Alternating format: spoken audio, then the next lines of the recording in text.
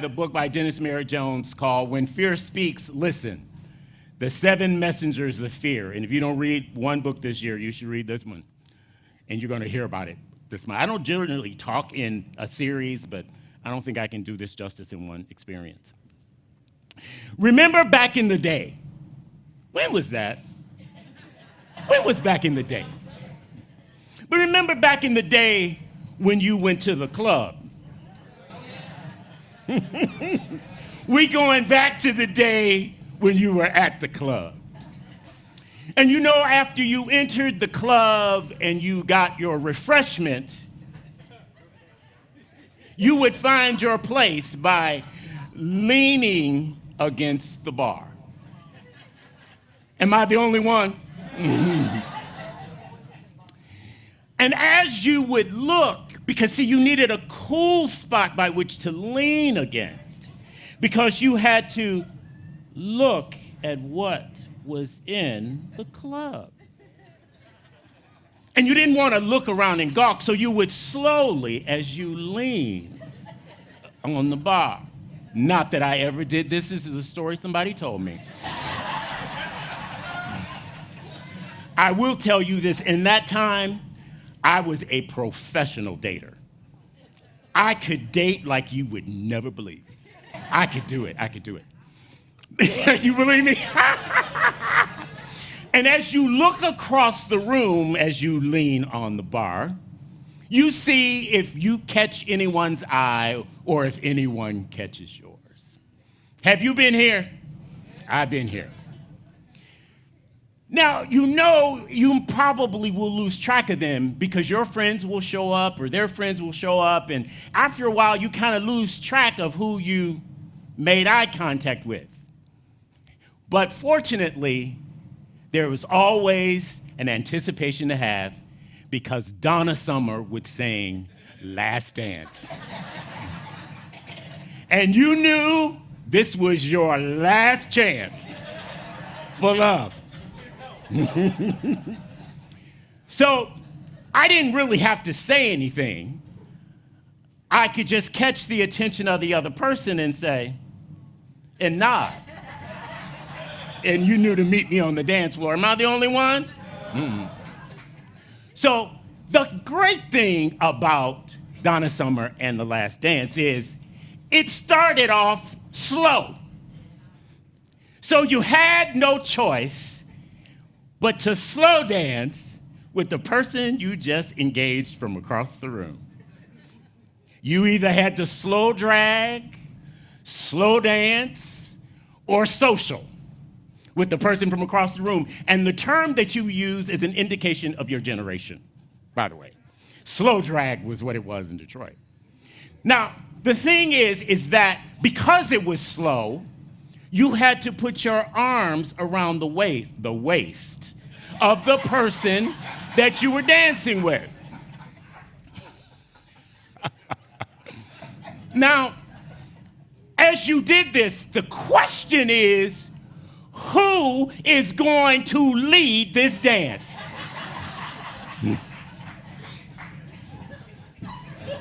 Who is going to lead this dance? Does anybody want to guess who I thought should lead the dance? I have character typed myself, I can tell. Who is going to lead the dance? And there's just this little bit of shifting back and forth as to who is going to lead the dance.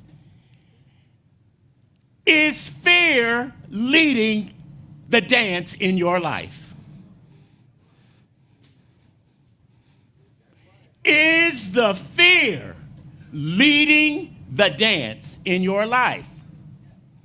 You know, pain is necessary.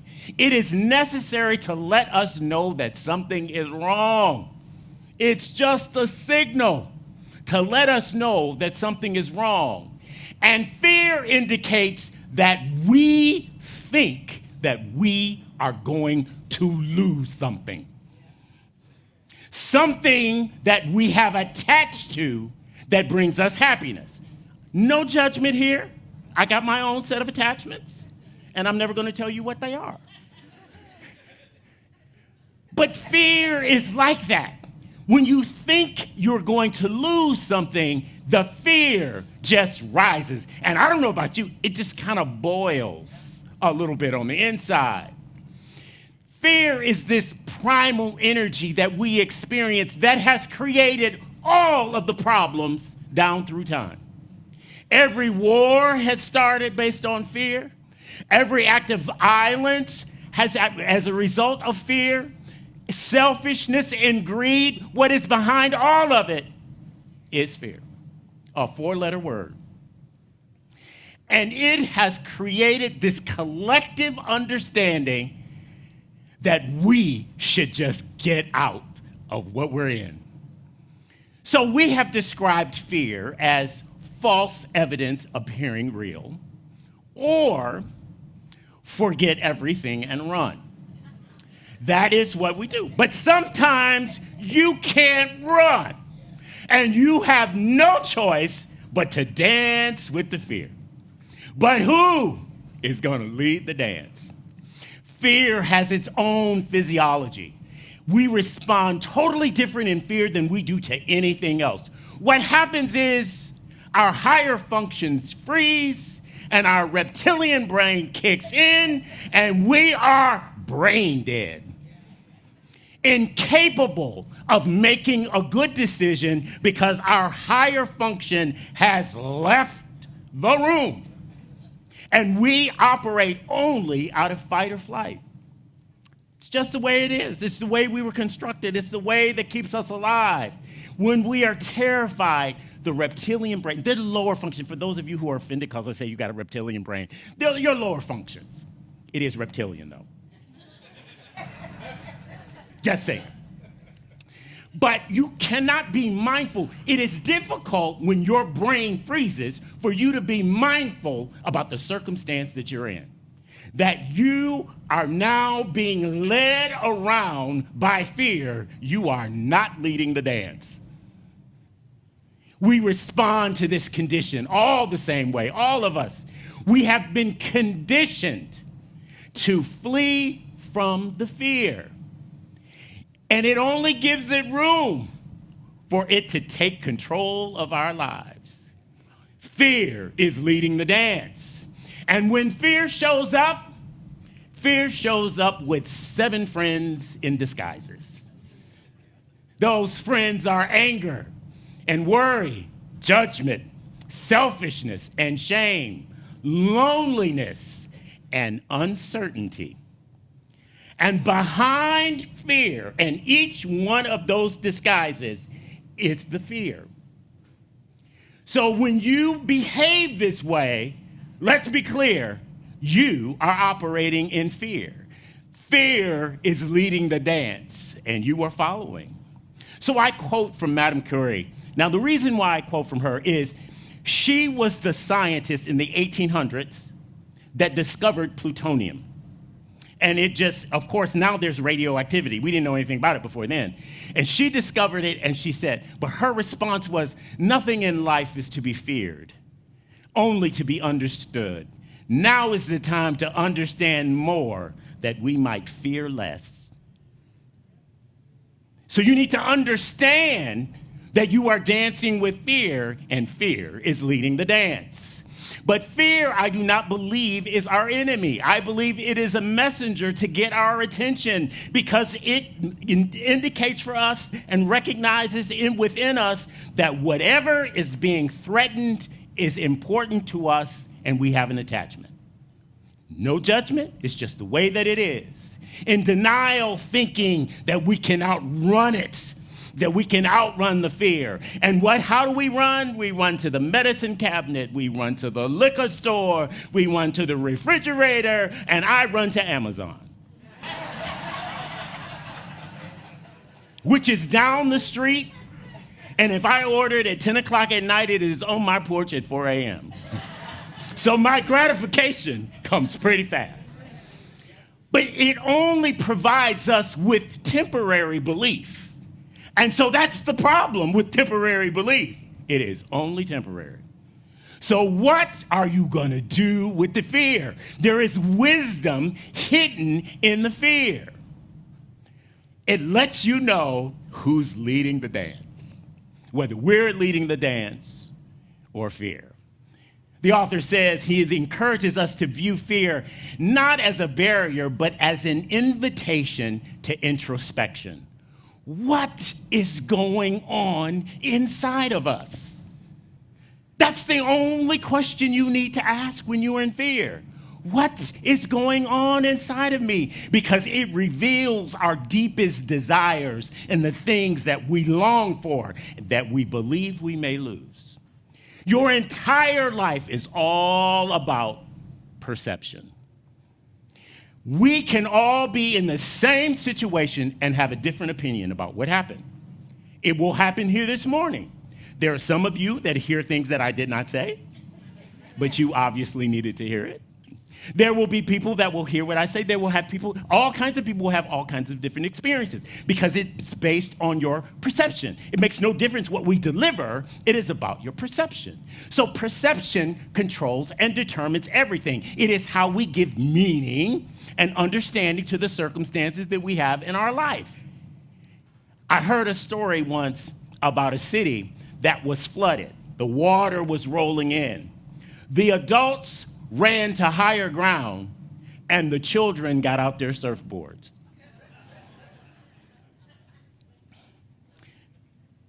Same circumstance, same experience, but they perceive the situation differently. One says it's dangerous, and the children say this is fun. All of the adults panicked, yet and still, the children just ride on the waves. All of it is based on perception. Fears are just these messengers to identify for us, but they are gifts for us to make it through today with insight before tomorrow and the next day. There is nothing in your life that has been designed to take you out.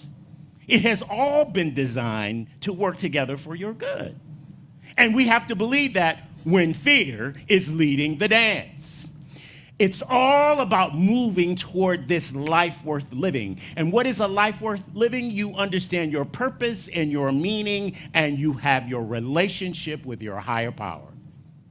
So should we eliminate all the fear that's in our life if we could? I think it's there for us to springboard us into a whole new experience, because we would not change if we didn't have the circumstance that we are in. I don't voluntarily change for anybody. I have no problem changing things for you, but I don't change for me until I have to, and I think I'm the only one. Okay. Who is leading the dance? Because here's the thing. Fear is only a thought. You cannot say fear is over there. You can never point out the fear. It is all in your head.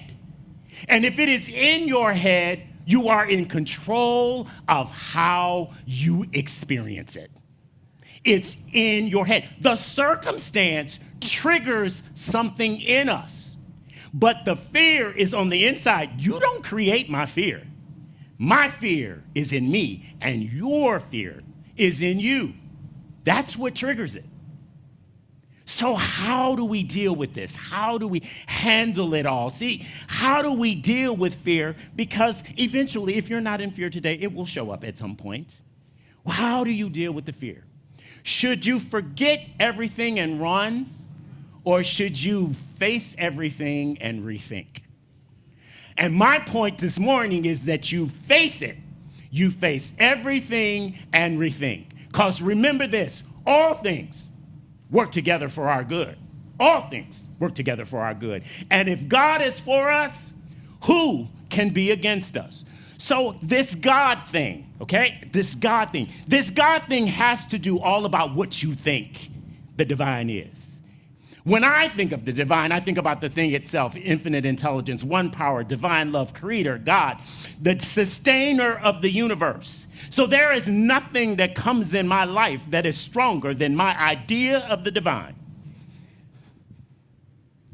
My idea of the divine can always overcome whatever the circumstance that presents itself in my life, because God is the only power in my life.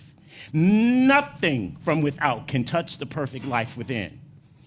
So when fear shows up, what are you going to do? The first thing you need to do is to figure out who's leading the dance. Is fear leading the dance, or are you leading the dance? But then there is a second step, and that second step is maybe you need to change your partner and trade in the fear for the divine. Change partners when you face your fear. Because when perfect love always casts out every fear that we have. Let love be the thing that we dance with rather than the fear. And that's all you have to do to replace it. Everything in life for me, every movie, every song that I hear, to me is spiritual. There's always a spiritual meaning in it. And this morning, Last Dance, I see as a prayer. It is the prayer between me and my new partner, the divine, that I need you by me, beside me, and to guide me, to hold me and console me, because when I'm bad, I'm so, so bad.